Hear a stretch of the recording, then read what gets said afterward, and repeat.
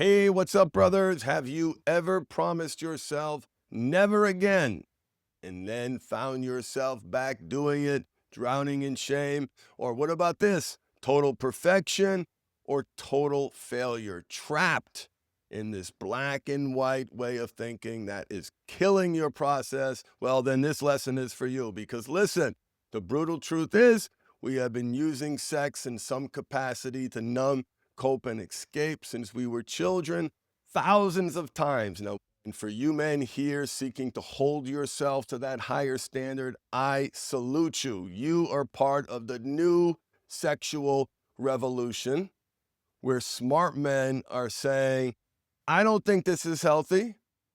I am breaking free from the cult of beauty. I'm controlling it so it doesn't control me. I know that my sexual energy is powerful, and with great power comes great responsibility. I am privileged that you are here helping you wield that power. And what I want to talk about today, we're talking about real attainable goals, real leadership, real success, because you do not need to be perfect to win this fight. Insisting on perfection will make you miserable and keep you stuck in a cycle of shame. And the path for most men, the path to healthy sexuality runs through healthy sexuality. So we are going to talk today about an alternative to the all or nothing approach. But let me tell you about Don. Don was a client that came to me from 2 failed sex and porn addiction treatment programs. He was profoundly dysregulated, serious underlying mental health issues, but all he had been doing is focusing on his porn addiction. He needed local medical stabilizing assistance. And as a coach, it's really important to know your lane. He needed medical attention. He got it. And when he got in the program, we made sure he had a local therapist. And when he started the program, I said, listen, Don, let's put the sex and porn addiction aside for a minute. Let's put the sex and porn addiction aside for a minute. And instead, let's set attainable goals. Because this all or nothing approach that he was taking was simply not attainable. In fact, it was causing him profound dysregulation. What Don didn't realize was that his PMO, because he was also acting out with people, when he tried to remove the PMO, his porn, masturbation, orgasm was the glue holding his fragile psyche together. And because he was an all or nothing, abstinence-only approach, he was repeatedly failing in making things worse. So after arguing, because it's a sin, like, what do we do with that? And I have conversations about lesser sins all the time. And listen, the groups that are most in opposition to a harm reduction approach, and that's what we're going to talk about today, tends to be my brothers of faith. Christians, Muslims, Jews, those brothers are most resistant to harm reduction. And what they're doing is they're setting themselves up for failure because their goals are not attainable. They're simply not attainable. Let's just talk for a second about the problem that we are trying to solve. We are talking about your sexual health, your sexual energy. One of the most powerful forces in human nature is out of control. Out of control. And you're using that energy to regulate fear, stress, anxiety, fear of not being good enough, fear of failure, fear of getting in trouble, shame. It's fear. So you're using this powerful force to regulate fear. And when did that regulation begin? Back in childhood. As far back as you can remember, you were oogling. You can probably remember the first magazine picture, if you're older like me. You can probably still remember those first experiences. You have been using sex to numb, cope, and escape in some capacity since you were a child. Let's calculate frequency for a second. right? Just so we can appreciate the scope of the problem we're trying to solve and why this way is the right way for so many people. Let's calculate frequency. How many times have you used PMO to escape discomfort in your lifetime? It's not in the tens, it's not in the hundreds, it's in the thousands, thousands and thousands and thousands of times. You have defaulted to an old pattern, and what wires together fires together. As soon as we help Don create some distress tolerance skills, like learning to respond to triggers is one of the most important skill sets you can give yourself in life, and it's more important to do it in the non-sexual triggers. Once he strengthened his core and we started setting up some small attainable goals around self-care and he's feeling better about himself, what he did, he wasn't perfect, but he created a culture of success to counterbalance how deeply entrenched that wiring is. So there are two schools of thought in addiction recovery. There's abstinence, which is most of the traditional sex and porn addiction treatment programs are based on. And then there's harm reduction. And what I want to be clear about is I believe that one way is going to get you quicker to that goal of self-mastery. Mastery of self, mastery of your domain. But one way creates a culture of failure, all nothing, all nothing, all nothing. I mean, that's the model. You got to give up that chip or you got to get that new one. Failure. And listen, I get it. It's an important metric. But if to break a habit, you have to make new habits that meet those needs, we got to focus on the make a habit. It's conditional. You have to do one if you want to counter the other. So we've got to create some forward momentum there. And the simple truth is that all or nothing is not attainable. It's simply not attainable. And as a result, you're not, and this is hard, guys, let's face it, right? But being honest with your partners, when this blows up in your face and that habit that you justified, like when shined under the light of day, like, oh my God, like, what am I doing? I'm risking my marriage for this. I'm risking seeing my kids for this. I'm risking my integrity and my soul for this. And at that low point, man, in your partner's pain, it should be enough to keep you on the straight and narrow. I wish it was. It is not enough. It is not enough. And anybody who knows anything about business knows you must set attainable goals. You know, so many guys want to say to their partners something like this. It's like, honey, I fucked up so bad.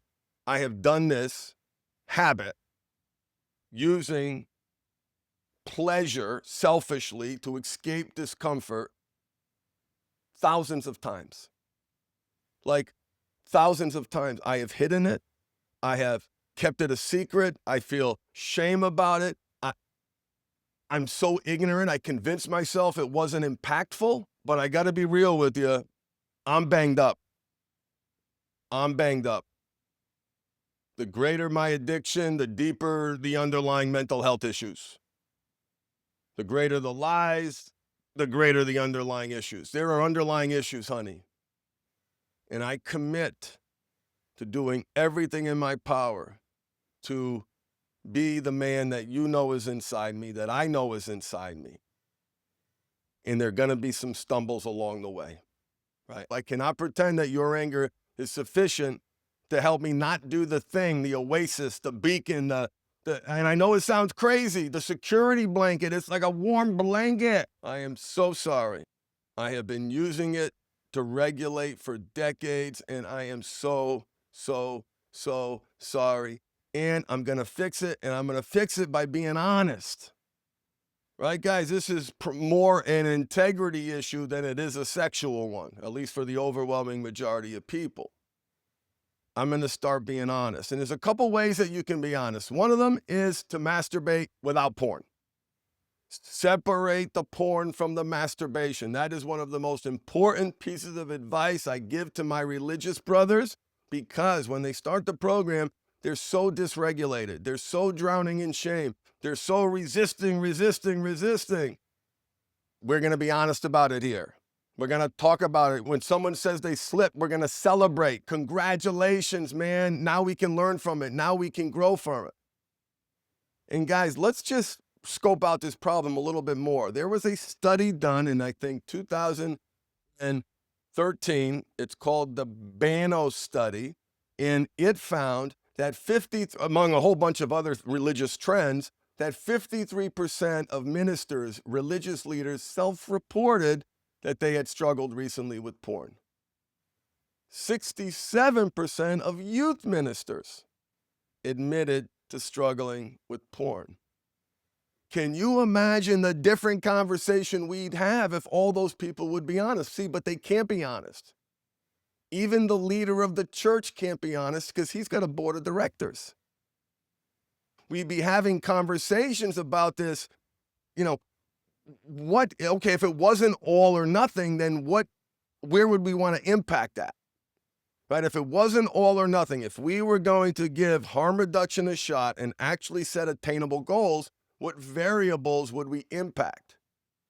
Right? What could we do to recognize that the journey to healthy sexuality runs through healthier, and you do not have the capacity to not jerk off?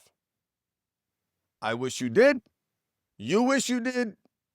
We all wish you did, but you don't. This is a capacity issue. And when you have a capacity issue, you're going to address the reality around that lack of capacity. So you have to set attainable goals. Goal number 1, separating the porn from the masturbation. But that's a trap. Let me just tell you right now that, And so here's a question you have to ask yourself. Are you continuing to masturbate and watch porn? Yes. Do you continue to fall flat on your face? Yes. Okay. You get 30 days, 60 days, 90 days flat on your face? Yes.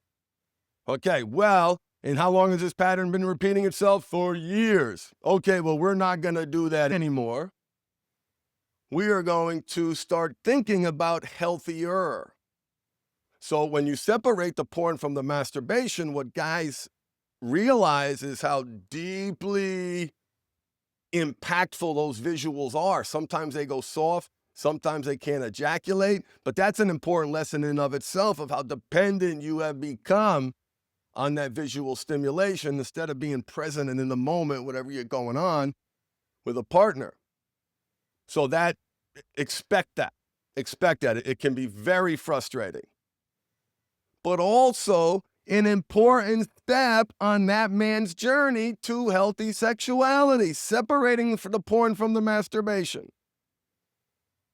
Okay, the other variables that you can target is frequency, how often it happens, right? So if you got somebody, who's been doing it 3 times a day for 30 years, and we want to create a culture of success in that man's life instead of a culture of failure, we have to set attainable goals. Because as you guys know, who've been listening to me for years, and thank you, this is a ridiculously difficult problem to solve.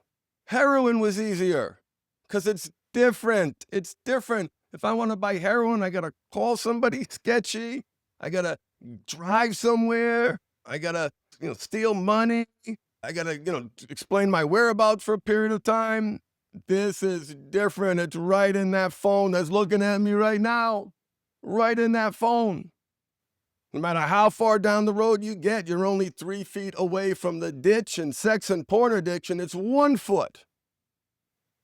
It's 1 foot.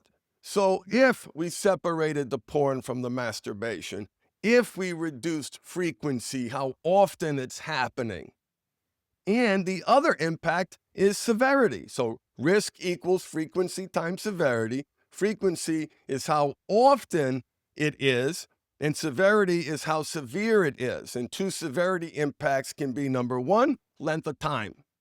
Right? A 3-minute bender is healthier than a 2-hour edging, shame-fueled self-deprecating, self-harming session. Healthier. So frequency, severity, the amount of time, and the other severity, which is fun to see guys impact, is what they're watching. So instead of this all or nothing, and there's a kind of trickery that happens here too. You may have heard the expression, let the fool persist in his folly and he shall become wise. Yeah, do it. Do it. Be mindful of it. Let's journal around it. Let's try to be more present. Let's try to make better choices. Mind's like, wait a minute. This is a trap. This is a trap. And what you do is you infect the system with the power of choice because you're making positive choices around those variables, separating the porn from the masturbation, watching it less frequent, watching it for less amount of time, and watching less severe content. You're making choices, and those choices breed other choices, and those choices create more choice. And before you know it, right, you're able to control that. And you say, okay, what's next? Right? Now I want to work on masturbation. I want to master my domain. I know my sexual energy is powerful, and I'm going to channel it. I'm going to transmute it. I'm going to direct it in a healthy, constructive way where I want it to go. So, many of you listening are stuck in the all or nothing approach. It is not you, it is the model. It is broken. And it is reinforced by shame. It is so difficult to be honest. I hope you can find a place where failures are celebrated so you can learn about them. And here's the other thing that doesn't get discussed with the all or nothing approach as much as it should be, the nibbling around the edges. Right? Because it feels like it's just a jump to the other side, but it's not. It's a look here, a peek here. And wait a minute, now you're in conflict with your identity. Right? I thought we were breaking free from the cult of beauty. Do I need to see more pixelated flesh? No, I do not. I'm exercising choice. So you have to talk about nibbling around the edges. And in the all or nothing economy, my experience is that those issues don't get enough voice. So be honest with yourself. Right? Look at, if you're trying to set a goal for yourself, look at the past 3 months. 4 months, whatever the right time frame is, and say, what's my baseline? How often, on average, am I doing it? How long am I doing it? And let me set an attainable goal for the next 7 days, the next 14 days, the next 21 days. And the other reason, men, why it's so important to set attainable goals, because this is one of these difficult conversations that you need to have with your partner. And I believe this conversation represents emotional maturity, because you're not going to make promises you can't keep anymore. You're going to be realistic. And you're going to talk about how significant of a problem this is, and how often it's happened, and how long you've been doing it, and how much shame you feel. You got to be honest. Because, oh, I can stop, I barely do it. You are lying and you're making it worse. You are leading your partner to believe that this is not a difficult endeavor, when it is, in fact, one of the most difficult endeavors you will embark on your entire life. To hold yourself to a higher standard, to not succumb to the proliferating cult of beauty that is infecting us, men, in so many ways, on so many different levels. Who would have thought, men, that this magazine that we saw, crinkled up in the gutter, in the woods, under a rock, behind a tree, this magazine would turn into a virus that is destroying families, rotting men's souls, corrupting them from the inside, making them feel like failures? Well, you are not a failure. I don't care how many times you slipped and you stumbled. You are here. You are listening. Please, I beg you, set attainable goals. You will be better for it. Your relationship will be better for it. You will confront the problem for what it is, a difficult endeavor to break a habit so wired into our biology and reinforced by an environment and culture. Man. So I salute you. For those about to rock, I salute you for trying to hold yourself to a higher standard, trying to break free from the cult of beauty, trying to honor your partner and be a better man and be a role model for your daughter, not like the other dads. Please, guys, right? Every friend group has a dad, right? Anybody got teenage daughters here? Every friend group's got a dad. Not us. No, sir, not us. We are going to hold ourselves to a higher standard because our sexual energy is powerful, and it is an honor and a privilege to help you transmute that power into creating and sustaining a great life. Thank you so much for listening. If you are struggling, please do not wait until rock bottom. If you believe your sexual energy is a powerful force and it must be proactively nurtured, managed, curated, honored, respected, and if you are not respecting it, please don't wait. Get help. Visit mindfulhabithelp.com. Check out some of the free resources and check out my main 3 coaching programs. You can even call the number, click the link, and set up an appointment to talk to me personally for me to tell you about the programs and answer your questions, okay? Life is too short to suck. Embrace your power of choice. Feed the right wolf.